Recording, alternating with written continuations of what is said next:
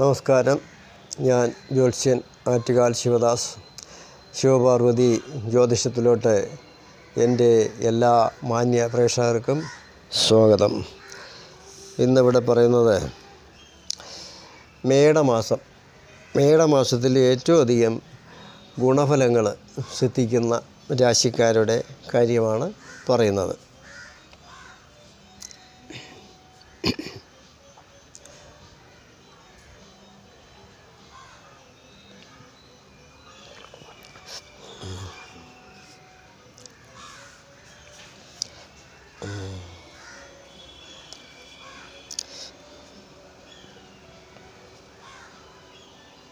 ആദ്യമായിട്ട് ഇടവരാശിയാണ്.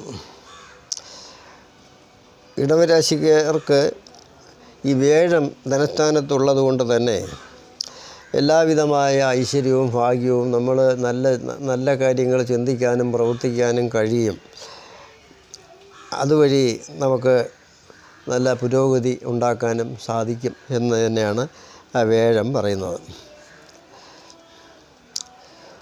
ഇടവരാശിയിൽ വരുന്ന നക്ഷത്രങ്ങൾ കാർത്തിക, മുക്കാല്, രോഹിണി, മകയിരത്തിൻ്റെ ആദ്യപകുതിയാണ്. അപ്പോൾ നിങ്ങൾക്ക് ഈ മാസത്തെ ഈ വേഴത്തിൻ്റെ അവസ്ഥ വളരെ ശുഭകരമാണ്. എല്ലാവിധമായ പുരോഗമനങ്ങളും നമുക്ക് കിട്ടുന്നു. അതുമാത്രമല്ല,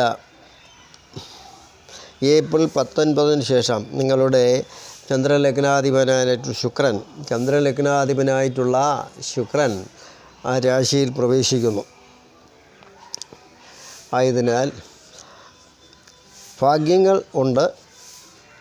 അപ്പോൾ ഏതെങ്കിലും തരത്തിൽ കാലതാമസം വന്നിട്ടുണ്ടെങ്കിൽ അത് പരിഹരിക്കാനും സാധിക്കും എന്നാണ് ആ ശുക്രൻ്റെ ആ രാശിയിലുള്ള വരവോടെ ഉണ്ടാകുന്നത്.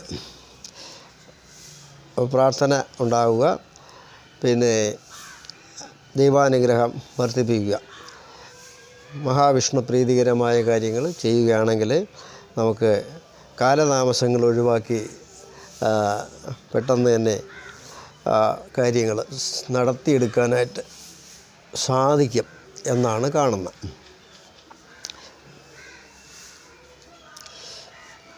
ഇനി പറയുന്നത് മിഥുനമാണ്. മിഥുന രാശിയിൽ വരുന്ന നക്ഷത്രങ്ങൾ മകയിരത്തിൻ്റെ അവസാന പകുതി, തിരുവാതിര, പുണർതം, മുക്കാല്. നിങ്ങൾക്ക് ഈ രാശിയിൽ സർവേശ്വരകാരകനായിട്ടുള്ള വേഴം നിലകൊള്ളുന്നു. അതൊരു ശുഭാവസ്ഥ തന്നെയാണ്. എല്ലാവിധമായ ഭാഗ്യ അനുഭവങ്ങളും നമുക്ക് കിട്ടും പ്രവർത്തനത്തിൻ്റെ ഭാഗമായിട്ട്. അപ്പോൾ യാത്രാഗുണം കാണുന്നു. വിദേശത്തൊക്കെ പോകാൻ ആഗ്രഹിക്കുന്നവർക്ക് അല്പകാലതാമസം വന്നിരുന്നാലും അത് ശരിയായി വരുന്നതായിട്ടൊക്കെയാണ് കാണുന്നത്. അപ്പോൾ ശനി, നിങ്ങളുടെ ഈ മിഥുന രാശിക്കാർക്ക് ശനി ഇപ്പോൾ 10ൽ സഞ്ചരിച്ചുകൊണ്ടിരിക്കുന്നു. അപ്പോൾ ഈ രാശിയുമായി ബന്ധം വരുന്നു. അപ്പോൾ വിദേശത്ത് പോകാൻ ആഗ്രഹമുള്ളവർക്ക് കാര്യമായി പരിശ്രമിക്കാവുന്നതാണ്. അതുവഴി വിദേശയോഗം തെളിയും. പിന്നെ വിവാഹവുമായി ബന്ധപ്പെട്ടൊക്കെ നടക്കാതിരിക്കുന്ന ആൾക്കാർക്ക് വിവാഹയോഗം, പിന്നെ കുഞ്ഞുങ്ങളില്ലാതിരിക്കുന്ന ആൾക്കാർക്ക് സന്താനഭാഗ്യം, പിന്നെ വാഹനലബ്ധി, ഗൃഹനിർമ്മാണം, അങ്ങനെയുള്ള കാര്യങ്ങളൊക്കെ തന്നെ മിഥുന രാശിക്കാർക്ക് കിട്ടാനുള്ള യോഗം ഉണ്ട്. ഇനി പറയുന്നത് ചിങ്ങമാണ്. ചിങ്ങരാശിയിൽ വരുന്ന നക്ഷത്രങ്ങൾ മകം, പൂരം, ഉത്തരത്തിൻ്റെ ആദ്യത്തെ കാൽഭാഗം. നിങ്ങൾക്ക് അതായത് ലാഭസ്ഥാനം, അവിഷ്ടസ്ഥാനമായ 11ൽ വേഴം സഞ്ചരിക്കുന്നു. അതൊരു ശുഭാവസ്ഥ തന്നെയാണ്. അപ്പോൾ എല്ലാവിധമായ കാര്യങ്ങൾക്കും നമ്മൾ കാര്യമായിട്ടുള്ള പരിശ്രമം കൊണ്ടാണല്ലോ നമ്മൾ ഭാഗ്യമായി മാറുന്നത്. അപ്പോൾ കാര്യമായ പരിശ്രമത്തിലൂടെ മുമ്പോട്ട് പോവുകയാണെങ്കിൽ എല്ലാ കാര്യങ്ങളും സഫലമാക്കാൻ സാധിക്കും എന്ന് വേഴം സൂചിപ്പിക്കുന്നു. നിങ്ങളുടെ രാശിയിൽ കേതു സഞ്ചരിക്കുന്നു, 7ൽ രാഹു സഞ്ചരിക്കുന്നു. അപ്പോൾ നാഗരാജ പ്രീതി ചെയ്യണം. പിന്നെ വന്നിട്ട് ശിവപ്രീതി. ഇനി പറയുന്നത് തുലാമാണ്. തുലാം രാശിയിൽ വരുന്ന നക്ഷത്രങ്ങൾ ചിത്തിരയുടെ അവസാന പകുതി, ചോതി, വിശാഖം, മുക്കാല്. നിങ്ങൾക്ക് ഭാഗ്യസ്ഥാനമായ 9ൽ വേഴം സഞ്ചരിച്ചുകൊണ്ടിരിക്കുന്നു. പിതൃധനം കിട്ടാനൊക്കെ ഉള്ള ആൾക്കാർക്ക് അതുമായി ബന്ധപ്പെട്ടുള്ള കാര്യങ്ങൾ തീരുമാനിക്കാനുമൊക്കെ സാധ്യത വരുന്നുണ്ട്. പിന്നെ വിവാഹാദി കാര്യങ്ങൾ, മംഗളകരമായ കാര്യങ്ങൾ, സന്താനഭാഗ്യം, പിന്നെ വിദേശത്ത് പോകാൻ ആഗ്രഹമുള്ളവർ, അങ്ങനെ ഉള്ള കാര്യങ്ങൾ, ഇതൊക്കെ തന്നെ ആ ഭാഗ്യസ്ഥാനത്ത് വേഴം നിൽക്കുന്നത് ഒരു ശുഭ അവസ്ഥയായി കാണണം. എന്നാൽ ഈ 9 നിൽക്കുന്ന വേഴത്തിന് ഈ തുലാം രാശിയെ സംബന്ധിച്ച് ചുമതലയുണ്ട്. 3ൻ്റെയും 6ൻ്റെയും ചുമതല ഉള്ളത് കൊണ്ട് തന്നെ തുലാം രാശിക്കാർ ഏത് കാര്യത്തിന് ഇറങ്ങിയാലും കാര്യമായിട്ടുള്ള പരിശ്രമം വേണ്ടി വരും എന്നാണ്. അങ്ങനെ മാത്രമേ നമുക്ക് നേടിയെടുക്കാൻ സാധിക്കൂ. അപ്പോൾ മഹാവിഷ്ണു പ്രീതികരമായ കാര്യങ്ങൾ ചെയ്യുക. ഇനി പറയുന്നത് ധനുവാണ്. ധനുരാശിക്കാർക്ക് ഈ നിവർത്തിസ്ഥാനത്ത് വേഴം സഞ്ചരിക്കുന്നത് വളരെയേറെ ഭാഗ്യമായിട്ട് തന്നെ കാണുന്നു. ഇറങ്ങുന്ന കാര്യങ്ങൾ സഫലമായി വരും. യാത്രാഗുണം, വിവാഹാദി കാര്യങ്ങൾ നടക്കാനുള്ളവർക്ക് അത് നടക്കും.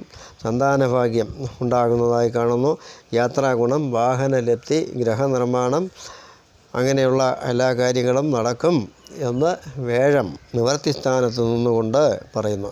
ഇതൊക്കെ പറഞ്ഞെങ്കിലും ഈ രാശിയെ സംബന്ധിച്ച് ശനിപ്രീതി കൂടി ചെയ്യേണ്ടത് ഉചിതമാണ്. ഇനി പറയുന്നത് കുംഭമാണ്. കുംഭരാശിയിൽ വരുന്ന നക്ഷത്രങ്ങൾ അവിട്ടത്തിൻ്റെ അവസാന പകുതി, ചതയം, പൂരുരുട്ടാതി, മുക്കാൽ ഭാഗം. നിങ്ങൾക്ക് വേഴം 5-ലുണ്ട്. വേഴത്തിൻ്റെ സപ്പോർട്ട് നമുക്ക് നിലവിലുള്ളതായിട്ട് തന്നെ കാണുന്നു. മഹാവിഷ്ണു പ്രീതികരമായ കാര്യങ്ങൾ ചെയ്തു പോവുക. ഒപ്പം നിങ്ങളുടെ നമ്മൾ ഏത് കാര്യത്തിന് ഇറങ്ങിയിരുന്നാലും അത് നടക്കുമോ എന്ന് ചിന്തിക്കുന്നത് 2ാം ഭാവം, അത് ശനി നിൽക്കുന്നു. 2 പറയുന്നതാണ് നമ്മുടെ വാക്ക്, ചിന്ത, പ്രവൃത്തി, പിന്നെ നമ്മുടെ വീട്. അപ്പോൾ ഈ 2ലുള്ള ശനിയെ പരിപോഷിപ്പിക്കേണ്ടതാണ്. എന്നാൽ മാത്രമേ നമുക്ക് ഗുണഫലങ്ങൾ കിട്ടത്തുള്ളൂ. ശനിപ്രീതി ചെയ്യണം. പിന്നെ ഈ രാശിയിൽ നിൽക്കുന്ന നാഗരാജാവിനെ കൂടി പ്രീതിപ്പെടുത്തണം. അങ്ങനെയാണെങ്കിൽ വേഴത്തിൻ്റെ സപ്പോർട്ടുണ്ട്. കാര്യങ്ങൾ ഓരോന്നായിട്ട് നേടിയെടുക്കാൻ സാധിക്കും.